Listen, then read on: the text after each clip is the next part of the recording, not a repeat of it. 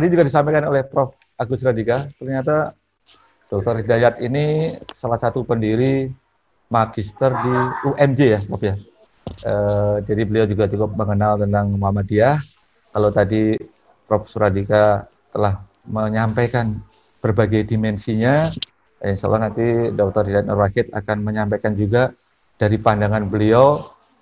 Beliau juga begitu dekat dengan Muhammadiyah. Di samping beliau juga aktivis PKS, dan memang PKS ini adalah perekat umat. Tentunya kader-kadernya juga lahir dari tokoh-tokoh utama ormas gitu ya. Salah satunya adalah Dr. Hidayat ini. Oleh sebab itu kepada Bapak Dr. Hidayat Nur Wahid sebagai Wakil Ketua MPR dipersilakan dengan segala hormat untuk menyampaikan pandangannya tentang peran Muhammadiyah dalam membangun peradaban bangsa. Dipersilakan Pak Dr. Hidayat. Baik, terima kasih. Jazakumullah khairan. Assalamualaikum warahmatullahi wabarakatuh. Waalaikumsalam. Alhamdulillahilladzi 'allama bil qalami 'allamal insana ma lam ya'lam. Alhamdulillahilladzi arsala rasulahu Muhammadan mu'alliman wa mubasysyiran wa nadhiran wa da'iyan ila Allah bi idnihi wa sirajan munira. Alhamdulillahilladzi allafa baina qulubina fa asbahna bi ni'matihi ikhwana. Asyhadu an la ilaha illallah wahdahu la syarika lahu wa asyhadu anna Muhammadan abduhu wa rasuluhu la nabiyya ba'dah. Amma ba'd. Qala Allah azza wa jalla fi kitabil aziz, a'udzu billahi minasyaitonir rajim, ya ayyuhalladzina amanu taqullaha wal tanzur nafsum ma qaddamat lighadin wattaqullaha innallaha khabirum bima ta'malun. Shadaqul azim wa shadaqa rasulun nabiyil karim. Alif qala fi ihda hadithihi idza qamatil qiyamah fi yadi hadin fasilah falyaghrassah. Yang kita hormati para narasumber kita, wabil khusus tamu spesial kita, Bapak Profesor Dr. Agus Suradika, pimpinan wilayah Muhammadiyah di Jakarta, sahabat lama sejak di UMC maupun juga di fraksi reformasi. Dan ternyata nasib kita sejenis, Prof. Kalau tadi antum sebut MUNU gitu ya, dulu istilahnya Muhammadinu gitu. Karena ya kalau saya ini, ayah saya memang dari jalur ayah ke kakak itu beliau ya aktivis NU, dan bahkan ya ayah saya pimpinan Muhammadiyah di Prambanan, ya tahlilan juga gitu, tahlilan dengan segala. Tapi kalau ibu saya murni Aisyah, dari bapaknya juga dari kakek dari ibu saya adalah dari Muhammadiyah murni. Beliau pimpinan Muhammadiyah, dan kakek buyut saya adalah pendiri Muhammadiyah di Prambanan. Jadi karenanya sejak saya masih sangat kecil, masih TK saja, saya sudah baca suara Aisyah, suara Muhammadiyah. Karena itu langganan dari ibu saya suara Aisyah, langganan bapak saya suara Muhammadiyah. Jadi itulah bacaan sehari-hari di rumah. Selain ada penyebar semangat, kuncung dan sebagainya zaman itu. Jadi dalam diri saya ya tadi ada dulu Muhammadinu, sekarang mungkin jadi MUNU gitu ya. Dan kemudian kita berada bersama dengan umat untuk selalu memperjuangkan kemaslahatan umat di negara kita yang kita cintai, Indonesia. Alhamdulillahirabbil alamin. Terima kasih kepada dan syukur kepada Allah Subhanahu wa taala. Jazakumullah khairan kepada Prof. Agus Radika yang berkenan untuk memenuhi undangan dari rekan-rekan PKS di Jakarta yang menindaklanjuti silaturahim mereka kepada PW Muhammadiyah, yang sebelumnya juga menindaklanjuti apa yang sudah diundangkan oleh DPP PKS ketika waktu itu mengundang Mas Profesor Dr. Abdul Mu'ti, Sekretaris Umum PP Muhammadiyah, Prof.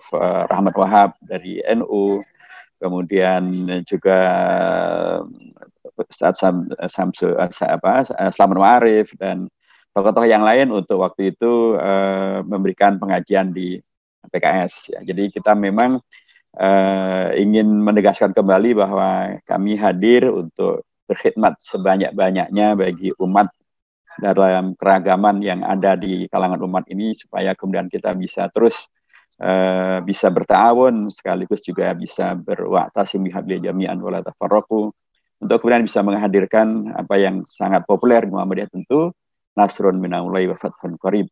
Itu akan terjadi ketika kita semuanya bisa maksimalkan potensi kita untuk kebaikan yang saya sebut sebagai Izzul Islam wal Muslimin, dua Izzu Indonesia juga. karenanya ini akan berlanjut dengan, bahkan sudah diagendakan juga dengan Aisyah, ya. Dan saya kira juga akan juga dengan NU, dengan PUI, dan kalau di Jakarta sebenarnya juga ada Jamiatul Khair. Yang Jamiatul Khair itu adalah organisasi yang ormas yang pertama kali berdiri di Indonesia. Dia berdiri tahun 1901, bahkan Ki Haji Ahmad Dahlan sebelum mendirikan Muhammadiyah, beliau adalah juga anggota Jamiatul Khair, demikian juga Ki Haji Wahab Hasbullah, demikian juga Haji Umar Cokro Aminoto. Semuanya sebelum kemudian aktif di organisasi masing-masing adalah anggota daripada Jamiatul Khair. Dan saya kira Pak Gunadi akan juga bisa menyelenggarakan nanti dengan beliau-beliau juga. Terkait dengan Muhammadiyah, kita harus sampaikan jazakumullah khairan katsiran. Terima kasih matur nuwun yang sangat mendalam, sangat banyak kepada Muhammadiyah yang telah betul-betul melanjutkan dan mengasaskan, mengorisinalkan, memberikan landasan untuk kemudian umat bisa berkiprah, berperan serta membangun peradaban di Indonesia ini dalam konteks keumatan maupun juga dalam konteks kebangsaan. Ini satu hal yang sangat langka gitu ya. Kalau kita lihat pada dunia Islam internasional, adanya satu ormas yang bisa berkiprah melebihi umur 1 abad gitu ya, dan tetap terus bisa berkembang seperti yang tadi disampaikan oleh Pak Prof. Agus Suradika, dengan terminologi yang terus berkembang, kemampuan mengadaptasi seperti yang disampaikan oleh Pak Gubernur Anies Baswedan yang luar biasa, dan bahkan pengembangan bukan hanya peran serta pada tingkat lokal nasional, bahkan Muhammadiyah sekarang mempunyai cabang-cabang di luar negeri yang sangat banyak jumlahnya, dan bahkan mendirikan sekolah dan bahkan perguruan tinggi. Saya dengar yang terakhir juga Ketua Umum PP Muhammadiyah, Prof. Haidar Nasir, juga membuka perguruan tinggi Muhammadiyah di Australia. Ini adalah satu hal yang sangat luar biasa. Bahkan mungkin sangat langka ya kalau dalam konteks keormasan dan tingkat global, ya mungkin hanya dari Indonesia saja, hanya Muhammadiyah dan NU yang bisa melakukan itu. Berkembang terus dan terus kemudian bisa menyebar dan kemudian bahkan mendirikan cabang di luar negeri, dan bahkan dalam konteks Muhammadiyah, keunggulannya di antaranya tadi, bahkan membuat sekolah-sekolah Muhammadiyah dan bahkan perguruan tinggi Muhammadiyah di luar negeri. Ini suatu tanda yang mudah-mudahan apa yang dinyatakan dalam Al-Quran adalah ini salah satu buktinya. Wa mathalu kalimatin thayyibatin kasyajaratin thayyibatin asluha thabitun wa far'uha fis sama tu'ti ukulaha kulla hinin biidzni rabbiha wa yadribullahu al-amthala lin-nasi la'allahum yatafakkarun.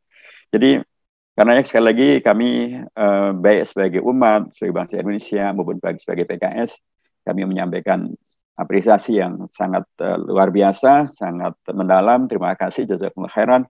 Mudah-mudahan ini akan menjadi betul-betul selain subangsih, tapi juga menjadi inspirasi, sekaligus juga pelajaran terbuka, keteladanan, dan menjadi amal soleh dan sedekah jariah yang kebaikan dan pahalanya akan Allah berikan kepada seluruh pimpinan Muhammadiyah, pendirinya, para aktivisnya, dan keluarga besar Muhammadiyah, dan meluber kepada seluruh umat yang ada di Indonesia maupun yang ada di mana saja mereka berada. Kalau kita melihat pada peran serta atau jasa Muhammadiyah di dalam pembangunan peradaban umat dan bangsa, mungkin bisa kita lihat dalam beberapa, karena saya kemudian di partai dan di MPR, mungkin saya akan melihatnya dari sisi kebangsaan yang ukurannya adalah dengan masalah konstitusi dan penyelenggaraan bernegara. Dari sisi keumatan mungkin juga akan kita lihat tentang bagaimana Muhammadiyah memberikan landasan tentang umat yang berperan serta. Belakangan ini kan umat seringkali kemudian di framing gitu ya oleh pihak tertentu yang saya sebut saya sebagai Islamofobia gitu ya. Karena bahkan kemudian isu tentang radikalisme, sertifikasi dai dan lain sebagainya juga ditolak oleh Muhammadiyah gitu. Karena ada sebagian umat yang kemudian memahami yang tadi disampaikan oleh Pak Anies Baswedan, mungkin memahami betul ya tentang Al-Qur'annya, tentang sirah nabawiyahnya, tapi tidak memahami tentang relasi bagaimana umat Islam di Indonesia dengan Indonesia, bagaimana perjuangan dan sejarah perjuangan ya, kemudian terjebaklah mereka dengan istilah pengkafiran, pentauhidan, pembid'ahan ya, yang kemudian menghadirkan framing seolah Islam dan umat Islam itu identiknya dengan eksklusivitas, dengan radikalisme, dengan intoleran, dan dengan segala hal yang sesungguhnya sih tuduhan itu berbalik pada mereka sendiri karena mereka melakukannya secara generalisasi dan tidak melihat fakta bahwa mayoritas mutlak umat Islam adalah toleran, adalah tidak radikal, adalah moderat, adalah inklusif, sebagaimana yang dicontohkan oleh Muhammadiyah misalnya. Nah, mereka yang ngotot memaksakan tuduhan itu, menurut saya mereka lah yang intoleran, mereka lah yang eksklusif, mereka lah yang radikal gitu, karena mereka memaksakan pemikiran mereka dan generalisasi kepada umat. Muhammadiyah dalam konteks keumatan ini memberikan kepada kita umat Islam ya sebuah jasa yang luar biasa, yaitu bagaimana mereka umat Muhammadiyah terlibat langsung menghadirkan pembangunan peradaban bangsa. Kita sangat paham gitu ya, dan sangat hafal cerita tentang Al-Ma'un, pengajian Al-Ma'un. Bagaimana Kiai Haji Ahmad Dahlan sejak dari awalnya mengajarkan kepada anak muridnya, kepada para anak didiknya, para murid-murid beliau, kepada peserta beliau, kepada anggota Muhammadiyah untuk terlibat. Tidak hanya menghafalkan ayat Al-Quran dan Quran difahaminya secara tekstual, tapi kemudian aspek sosial dan kontekstualnya tidak dilaksanakan. Begitu seriusnya beliau menginginkan agar berislam itu adalah berinteraksi secara langsung dengan masyarakat. Sampai beliau akan menanyakan pada murid-muridnya, apa yang Anda pahami dari ayat ini? Dan kemudian beliau menyampaikan apa yang harus Anda kerjakan terkait dengan keterlibatan sosial untuk membantu sesama, anak-anak yang fakir, yang miskin, yang yatim, dan lain sebagainya. Nah, ini pada tingkat makronya akan kita lihat nanti bagaimana ketika pilar-pilar berbangsa dan bernegara itu diwujudkan. Ketika bicara tentang Sumpah Pemuda, dan di sana kemudian salah satu di antaranya akan menghadirkan peran serta daripada Young Islamitan Bond. Di situ tokoh-tokoh muda Muhammadiyah terlibat. Bagaimana kemudian disepakati bahwa bahasa Indonesia itu kan didahului lebih dulu oleh misalnya Suara Muhammadiyah, bahkan sudah mempergunakan bahasa Indonesia pada tahun 1923 itu sudah dipakai bahasa Indonesia oleh majalah Suara Muhammadiyah yang masih eksis sampai hari ini, dan tadi saya katakan saya sejak kecil sudah membaca Suara Muhammadiyah di rumah gitu. Itu sudah jadi pilar-pilar menjadikan bahasa Indonesia menjadi bahasa persatuan, menjadi bahasa negara, menjadi bahasa nasional.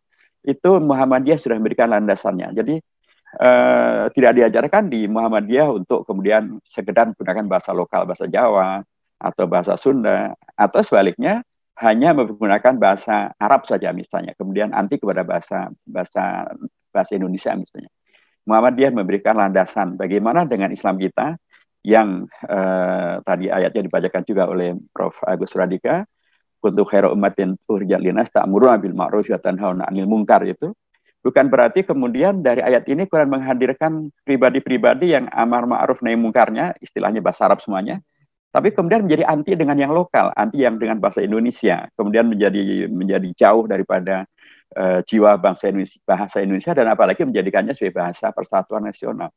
Muhammadiyah memberikan pijakan yang sangat kokoh dan kuat dari sisi itu, sehingga kita bersyukur pada Allah Subhanahu Wa Taala bahwa bangsa Indonesia mempunyai bahasa nasional, bahasa persatuan kita, itulah bahasa Indonesia. Coba kita lihat banyak negara itu tentang bahasa nasionalnya saja masih berat sekali. Di Filipina misalnya, mereka tidak mempunyai bahasa nasional dari bahasa mereka sendiri, bergunakan bahasa Inggris. Kita lihat juga bagaimana misalnya di Belgia itu, bahasanya ada yang pakai bahasa Belanda, ada yang pakai bahasa Jerman, ada di Kanada itu ada yang pakai bahasa Perancis, ada yang pakai bahasa Inggris. Kita, Masya Allah, dari Sabang sampai Merauke, lebih dari 250 juta, semua orang bisa saling memahami dengan apa? Dengan bahasa Indonesia. Muhammadiyah memberikan pilar bagi umat Islam, bagi bangsa Indonesia untuk keislaman kita, kearaban dalam kearaban Al-Quran yang kita pahami, tidak membuat aktivis Muhammadiyah dan organisasi Muhammadiyah untuk kemudian melupakan jati diri kita yang ada di sini. Dan kita tahu bahwa bahasa adalah peradaban, mempunyai bahasa adalah mempunyai peradaban, menghadirkan sumbangsi untuk memiliki bahasa persatuan itu adalah sumbangsi peradaban yang sangat luar biasa. dan Muhammadiyah berperan yang luar biasa di sana. Ketika kemudian dibahas tentang Indonesia Merdeka, kita ini mau mendirikan Indonesia Merdeka. Waktu itu kan BPUPK di bawah pimpinan Dr. Rajiman Setio-Diningrat, kan beliau kemudian mengumpulkan 60-an para tokoh ya. Kemudian kan beliau bertanya kepada mereka, kita akan mendirikan negara Indonesia. Dasarnya apa? Dasar negara ini apa? Kita mengetahui bahwa dalam konteks kalangan nasionalis gitu ya, kan kemudian menampilkan banyak pidato lah. Kemudian secara umum disebut ada 3 pidato tentang Pancasila yang disampaikan oleh Mr. Muhammad Yamin, yang disampaikan oleh Mr. Supomo, dan kemudian disampaikan oleh Bung Karno. Dari umat Islam, di situ ada dari tokoh Muhammadiyah, ada Kiai Haji Mas Mansur, ada Kiai Haji Kahar Mutakhir, ada Ki Bagus Hadikusumo. Mereka tidak kehilangan jati diri. Mereka terlibat di dalam perdebatan itu. Mereka tidak kemudian mengasingkan diri, mengkafirkan negara, bid'ahkan negara misalnya. Tapi mereka terlibat, ikut membahas, dan menyampaikan pendapatnya secara terbuka dan argumentatif. Di antara argumentasinya sangat mendasar dan sangat rasional dalam konteks demokrasi. Indonesia ini kan mayoritas beragama Islam, wajar dong kalau kemudian dasarnya adalah Islam. Tapi pembahasannya demikian sangat ramai karena kita mengetahui bahwa Indonesia sangat majemuk, dan kemudian terbentuklah Panitia 9 sebagai koreksi daripada Panitia 8 oleh Bung Karno. Dan dari situ lagi-lagi tokoh Muhammadiyah dilibatkan, dan kemudian memberikan masukan-masukan yang sangat juga mendalam. Kiai Haji Kahar Mutakhir, alumni daripada Al-Azhar University, beliau pimpinan Muhammadiyah. Nah, mereka terlibat dan kemudian termasuk kemudian menghadirkan Pancasila dalam Piagam Jakarta, alinea keempat pembukaan Undang-Undang Dasar, dan kemudian bahkan menghadirkan pembukaan Undang-Undang Dasar yang demikian luar biasa, ya, isinya dari alinea pertama, kedua, ketiga, dan empat itu adalah dasar-dasar bernegara yang sangat luar biasa. Pilar-pilar pembangunan peradaban yang sangat luar biasa dalam konteks Indonesia. Dan di situ ada peran daripada Kiai Haji Kahar Mutakhir. Yang sangat luar biasa lagi nanti juga akan kita lihat ketika kemudian ada ancaman dari Indonesia Timur untuk kemudian memisahkan diri dari Indonesia. Kalau 7 kata dalam Piagam Jakarta, sila pertama di Pancasila itu tetap saja ditetapkan di sana. Di situ ada 2 tokoh Muhammadiyah yang ditemui oleh Bung Hatta untuk kemudian bisa menyelesaikan masalah ini. Karena tentu tidak lucu kalau baru diproklamasikan, masuk kemudian sudah bisa. Nah, kemudian 4 tokoh yang ditemui oleh Bung Hatta, Kiai Haji Wahid Hasyim, Kiai Bagus Hadikusumo, Mr.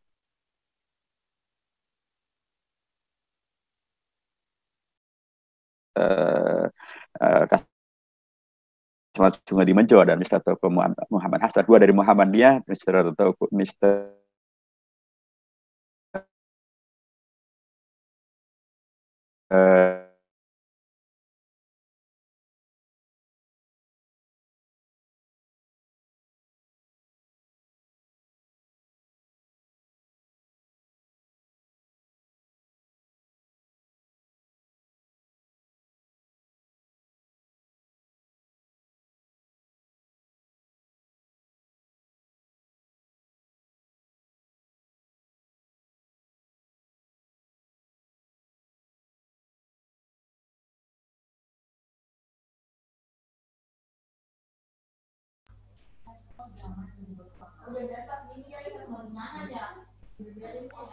Baik, saya lanjutkan lagi. Oke. Terputus. Jadi sebagai Hadikusumo waktu itu kemudian dan Mr. Sungai Dimenjo kemudian menyetujui untuk kemudian untuk mempertimbangkan masalah yang lebih besar agar Indonesia tetap terjaga dan tidak pecah gitu ya. Kemudian beliau menyetujui untuk kemudian merubah sila pertama menjadi ketuhanan Yang Maha Esa. Tetapi Ki Bagus Hadikusumo tidak membiarkan untuk kemudian menjadi seperti yang kemudian rame di RUU HIP ini. Ketuhanannya kemudian ditafsirkan dengan macam-macam. Ketuhanan yang kemudian berperadaban, ketuhanan yang berdasarkan pada kemanusiaan yang adil dan beradab, atau bahkan ketuhanan saja. Tidak. Beliau menegaskan ketuhanan Yang Maha Esa. Tapi maksud daripada Yang Maha Esa itu adalah akidah tauhid. Jadi beliau menyelesaikan masalah, tidak pecahlah Indonesia, tapi sekaligus tetap memberikan bingkai beragama kita yang sangat mendasar, yaitu ketuhanan kita basisnya adalah pada tauhid, pada akidah, dan bukan pada yang lainnya. Nah, maka bahkan beliau berani untuk mengkoreksi Bung Hatta ketika pada waktu itu beliau membacakan kesepakatan pada tanggal 18 Agustus tahun 1945 itu. Bung Hatta membacakan kesepakatannya dengan tokoh-tokoh umat Islam itu sebagai Pancasila, sila pertamanya adalah ketuhanan yang Maha Esa dengan dasar kemanusiaan yang adil dan beradab. Waktu itu langsung Ki Bagus Hadikusumo melakukan interupsi dan beliau menyampaikan bukan begitu kesepakatan kita. Kesepakatan kita adalah ketuhanan yang Maha Esa, titik, kemanusiaan yang adil dan beradab, titik, persatuan Indonesia, titik, dan seterusnya sampai sila yang keempat dan yang kelima. Jadi beliau memberikan kepada kita sebuah pijakan yang sangat kokoh dan kuat. Kita tetap Indonesia, kita tetap solusi bagi Indonesia, tapi kita tetap umat Islam yang mempunyai akidah yang itu harus dijelaskan, harus dipertahankan, harus dikomunikasikan supaya kemudian keberkahan umat Islam tetap bisa terjaga. Ketika kemudian terjadi Belanda tidak rela Indonesia merdeka dan kemudian mereka melakukan infiltrasi, dan tadi Pak Anies sudah menyampaikan bagaimana ketika kemudian Sultan Hamengkubuwono mengusulkan agar ibu kota dipindah ke Jogja, dan kemudian di Jogja lah tokoh-tokoh Muhammadiyah semakin banyak berperan. Dan ketika kemudian di Surabaya Kiai Haji Wahid Hasyim menyampaikan resolusi jihadnya pada tanggal 22 Oktober tahun 45, Muhammadiyah tidak ketinggalan. Ketika kemudian diselenggarakan Kongres Umat Islam pertama di Yogyakarta pada tanggal 7-8 November tahun 45, jadi hanya sekitar 2 minggu setelah peristiwa di Surabaya, di Yogyakarta diselenggarakan Kongres Umat Islam dan mayoritas pasti yang hadir adalah dari tokoh-tokoh Muhammadiyah. Mereka mendukung ada 2 putusannya. Pertama adalah mendukung resolusi jihadnya Kiai Haji Wahid Hasyim, Kiai Haji Hasyim Asy'ari, dan yang kedua adalah mendukung pembentukan satu partai Islam bagi umat Islam, itulah Partai Masyumi. Jadi tokoh-tokoh Muhammadiyah ikut mendukung resolusi jihad itu, tapi secara spesifik Muhammadiyah melalui Hofbesturnya, PB-nya, pengurus besar Muhammadiyahnya, pada tanggal 28 Mei tahun 1946 itu mengeluarkan yang disebut dengan amanat jihad Muhammadiyah. Kalau di NU adalah resolusi jihad, ini adalah amanat jihad. Amanat jihad itu inti isinya adalah bahwa kita umat Islam Muhammadiyah berada di garda terdepan untuk membela Indonesia, membela negara Indonesia dari penjajahan kafir, dari penjajahan Belanda. Itulah isi intinya. Intinya adalah menggelorkan semangat para pemuda Muhammadiyah, keluarga besar Muhammadiyah untuk tampil ke depan membela Indonesia. Jadi ini juga menurut saya peradaban yang lain. Bagaimana kemudian dari yang dilakukan oleh Ki Bagus Hadikusumo menghadirkan makna daripada Yang Maha Esa itu adalah akidah. Akidah itu kan diterjemahkan kepada keberanian bahkan untuk sampai pada tingkat amanat berjihad sekalipun. Untuk apa? Membela Indonesia. Itu luar biasa. Padahal kita sudah tahu bahwa, atau tokoh-tokoh Muhammadiyah sudah tahu bahwa sila pertama sudah berubah, tidak lagi ketuhanan dengan kewajiban melaksanakan secara Islam, tapi ketuhanan yang Maha Esa. Tetapi tetap saja dibela sampai pada tingkat dikeluarkannya amanat jihad. Itu akan kita lihat lagi ketika kemudian Indonesia dirongrong oleh PKI, baik tahun 48 maupun tahun 65. Muhammadiyah dengan kokamnya, perannya luar biasa tuh, berada di garis garda terdepan untuk membela negara dan bangsa Indonesia dan umat Islam di dalamnya dari pemberontakan PKI. Memang sangat bisa dimengerti kalau kemudian Muhammadiyah tampil ke depan. Karena apa? Karena ya dengan makna ketuhanan yang Maha Esa itu adalah akidah. Ya memang pemberontakan PKI itu kan berlawanan secara diametral dengan akidahnya umat gitu. Karena PKI ya pasti ya faktanya demikian. Apa yang kemudian terjadi sekarang di apa yang kita dengar di Uighur kan begitulah kondisinya. Kalau itu terjadi di Indonesia ya begitulah kondisinya. Karena ketika kemudian Muhammadiyah dengan pemuda Muhammadiyahnya dengan kokamnya kemudian berada di garda terdepan, ya begitulah Muhammadiyah memberikan landasan peran serta membangun peradaban bangsa itu, basis akidahnya jelas, basis keberpihakannya jelas, basis keumatan dan kebangsaannya juga sangatlah jelas. Nah, tapi tentu ini ada satu sisi yang lain sangat banyak di Muhammadiyah tentang mendirikan sekolah-sekolah Muhammadiyah, termasuk juga pondok pesantren Muhammadiyah juga sudah sangat banyak sekarang ini.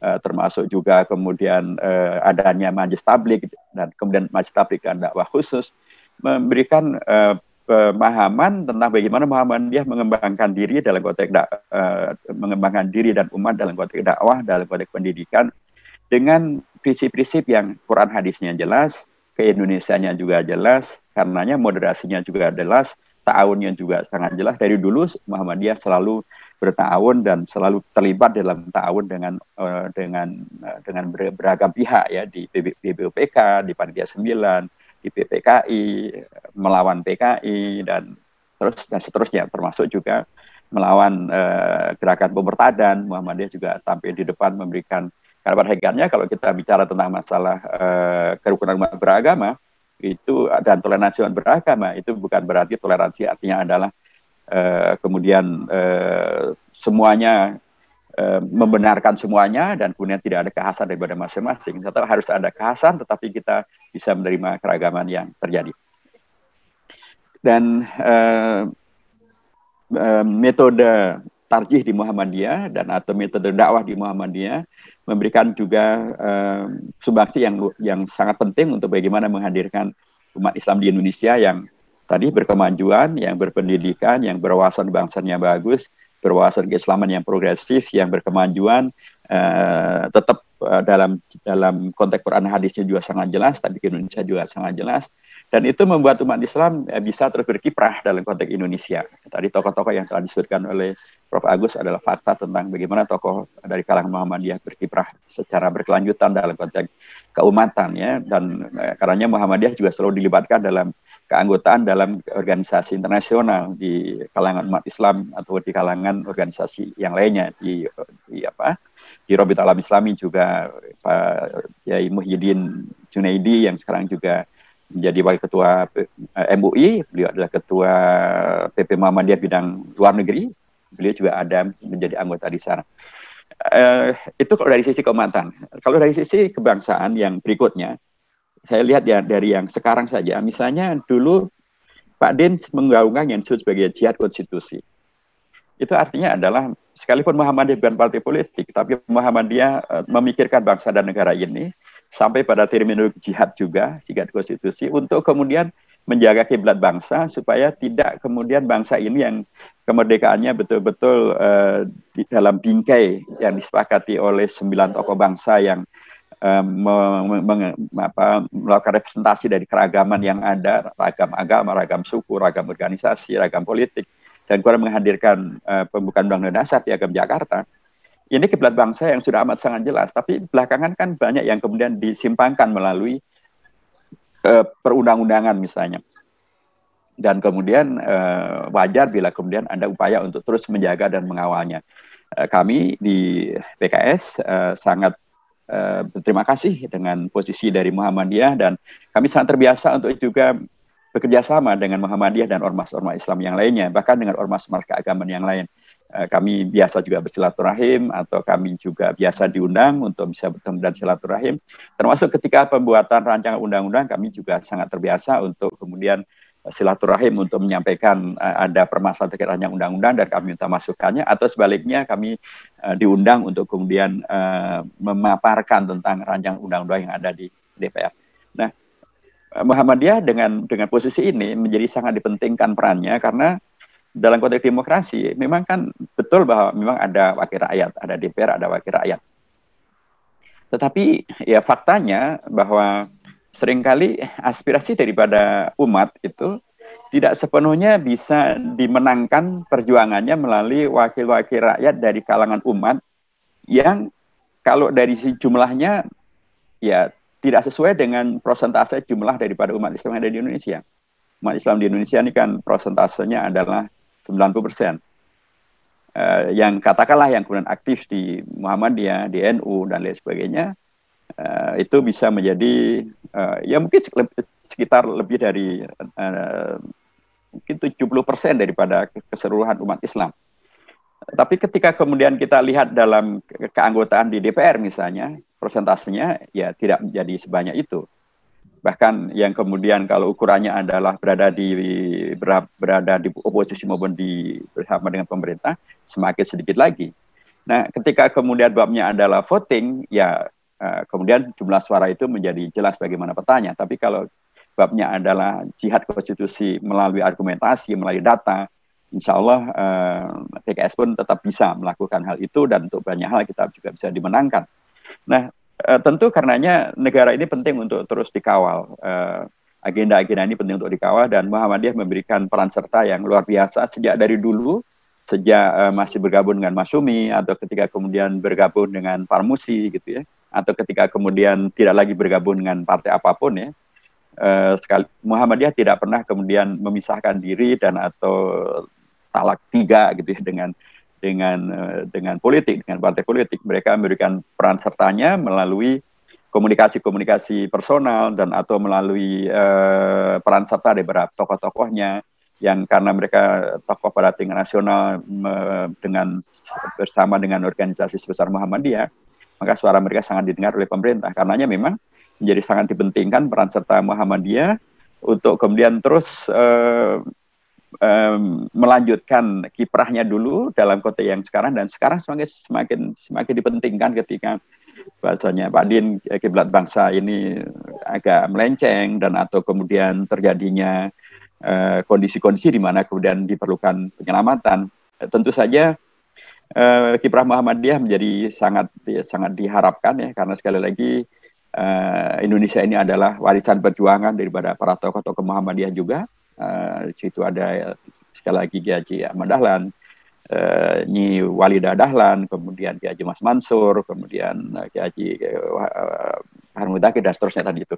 Nah, warisan ini tentu tidak untuk kemudian dibiarkan dijadikan ghanimah oleh pihak-pihak yang justru akan mengeluarkan Indonesia dari kiblatnya yang sebenarnya. Ya tetap penting untuk dijaga. Nah, untuk agar tetap terjaga untuk kemudian menjadi bervisi besar seperti Indonesia yang ingin berperan serta untuk menghadirkan perdamaian dunia dan terlibat dalam beragam kegiatan internasional, dan itu yang kemudian juga Muhammadiyah sudah melakukannya. Dua visi yang kemudian saling bertemu itu penting untuk terus bisa dikelola, dan kami sangat berterima kasih untuk dipercaya oleh Muhammadiyah untuk bisa terus berkhidmat bagi Muhammadiyah, bagi umat, dan PKS akan terus mencoba untuk melakukan yang terbaik yang bisa dilakukan, dan kami siap untuk mendapatkan masukan, kritik dan sarannya, termasuk untuk diundang lagi dan lagi untuk membahas beragam isu yang ada di umat dan bangsa maupun juga pembuatan perundang-undangan. Kemarin waktu kita membahas RUU HIP juga kita diundang. Mungkin akan kita kaji bersama lagi tentang RUU tentang RUU tentang Omnibus Law Cipta Kerja gitu ya, karena banyak masalah juga di sana gitu ya. Juga nanti ada RUU tentang nah ini Pak Marina Alisaran dia akan cerita tentang Omnibus Law tentang ibu kota negara dan banyak hal yang lain yang saya kira tentang juga pilkada, apakah ini akan tetap atau akan diundurkan saja, tentang pemilu, apakah presidensial threshold-nya masih 20%, karena itu akan dikhawatirkan mengulangi pembelahan yang kemarin sudah terjadi. Mengapa tidak dibuat seperti tahun 2004-2009 saja, yaitu 15% yang kemudian bisa menghadirkan kandidat lebih banyak.